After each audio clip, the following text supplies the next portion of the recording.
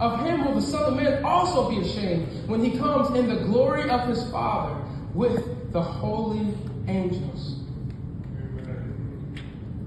So Jesus is saying, I'm sorry to burst your bubble just like JD's bubble was burst when his wife was jiggling that closet door. But I have a new reality for you. It's that this whole kingdom that you expected how it was going to play out, it's not actually going to play out how you thought it was. You actually have to lose yourself. You actually are going to have to deny yourself more than you ever have in your life. And not only are you going to have to deny yourself, but you're going to actually have to work through the suffering of your life. See, many of us, we come into the Christian faith believing that it's going to be like this escapism, that we are no longer going to have to suffer. But Jesus says the very walk of the Christian life is suffering. But do not faint. Keep your eyes on Jesus and follow him. Amen. Jesus, the suffering servant, to follow him means we will also be suffering servants. So we should expect to suffer. Like, Pastor, this is a really gloomy word. But I want to share with you guys some words from C.S. Lewis.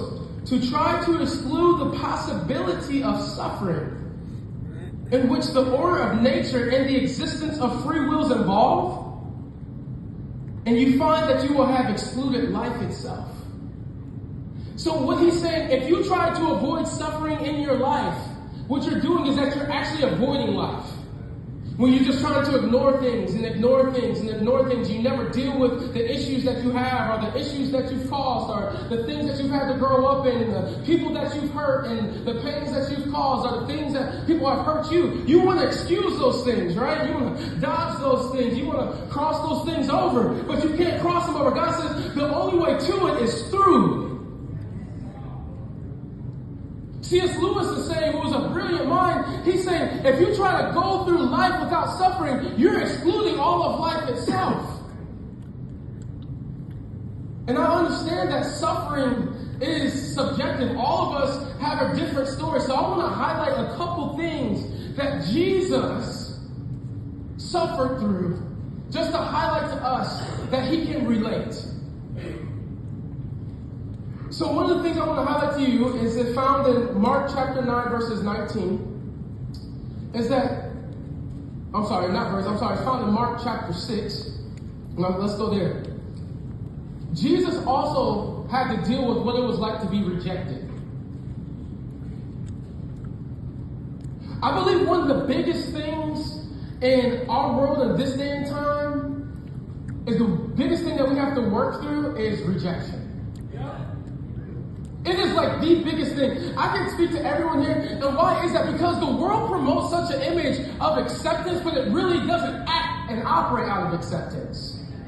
They tell you to get on Instagram and post all the best things, and Facebook and post all the best things and do all the best things to show, listen, you will be accepted, but the more and more you follow those things, the more empty you find yourself, and the more rejected you feel, and you actually get into places and things of where you thought your image would take you, and then you end up being rejected.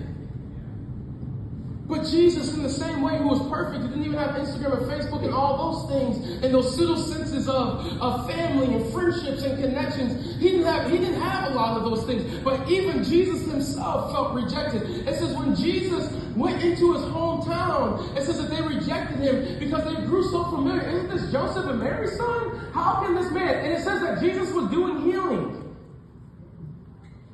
It says that he was healing people in that place up to this point.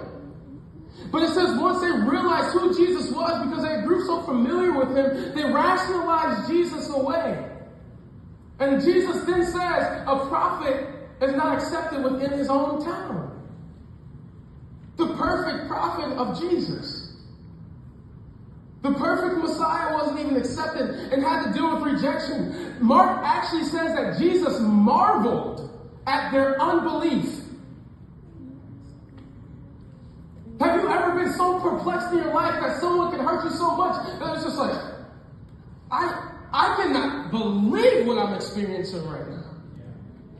Do you know that feeling of like when you went to go ask the girl out and you get rejected and she goes with somebody else to the prom, or like you go for the job and